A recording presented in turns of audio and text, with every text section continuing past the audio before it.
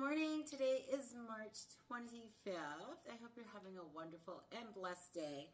I am reading from 365 Days of Prayers, and this is not helpless. Sometimes we feel helpless, right? It says, I got different glasses, so we're going to try and read this. Okay. When the righteous cry for help, the Lord hears and delivers them out of their troubles. That is Psalms 34, I think 17. So weird. You get different glasses, and it's like you can barely, I don't know. We're going to, glasses, right? Anyways, gracious Lord, with you there is no condition as helplessness.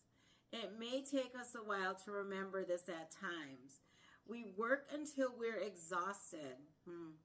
All our ideas are gone and through every human channel.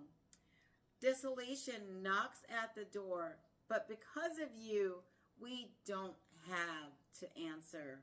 God, how can I thank you for giving me a way through, always, no matter how bleak things may look? I can always call on you, and you will always answer. Help me believe this, act on this, and know that whatever answer you give, it is for my good. What trouble has the Lord delivered you from lately? One of the things is, okay, so it's calling on the Lord, right? Do we call on the Lord? Do you actually sit there and say, God, help me with this? Or do you try and figure it out yourself, right? Because there's so much stuff that, it's like I had to give over to the Lord. I just was talking to my friend yesterday, and, she's like, well, you do this, you do this, you do this. And it's like, well, I give everything over to God. That's the key. This is why I am right here. Because I give everything over to God and I listen when He talks to me. When I have an idea to do something crazy like volunteer at the assisted living, which I never thought I would do in my life, God's like, no, you need to do this. So this is the voice I hear, right? I hear this in my head. I hear the voice.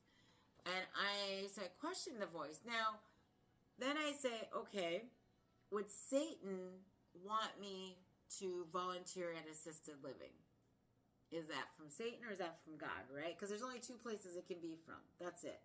So I evaluate, that's how I evaluate if it's the word of God or not. And if it lines up with the Bible. Because in the Bible it says, the people with gray hair, their wisdom, right? And you're supposed to help widows, help these, help orphans, help, you know what I mean? So in the Bible it says to help these people. So of course it's a God thing, right? Because when, you hear to do something out of the norm that I would never usually do, right? I would never, I'm more of a kid than, the older people. And so I just look at that like, okay, God called me to do this. And, in here, in our daily devotional this morning, it's like, we got to call on God. We have to. It's what we do. And you want to do things yourself. You want to sit there and be like, okay, I got this. You do not got it. I'm sorry. I don't care how good you think you are. You do not have it. You don't. Because you have to give everything over to God. And when you do that, when you start learning how to give everything over to God, then you will have it. Right? And then so many people ask me, well, how do you give, first of all, right? How do you give everything over to God? I remember when I was new in this, okay, so you might be new, and I didn't understand what it meant to give everything over to God. So I started praying. I'm like, okay, God, take this, right? Didn't feel nothing, didn't feel anything. I was like, okay, well, that doesn't work, right? Like, how do you give it over to God? Because I'm not feeling it. I'm not feeling whatever everybody else is telling me to feel, I wasn't feeling it. And so I had to evaluate things in my life, get things out of my life. People, a lot of people had to come out of my life. And, a lot of people are like, oh, well, why would you stop talking to them? If they're sitting drinking and doing drugs and they're not part of my walk with God, They go. I don't need them in my life. They don't need to be in my life. They do not. Family members are an exception, right? Can't get rid of them, right? Because they're your family. But you can pray for them. You can pray for them and, pray that they will finally find Jesus, because that's what they need, right? Yeah, family. We're not going to get on that subject, are we? No, we are not.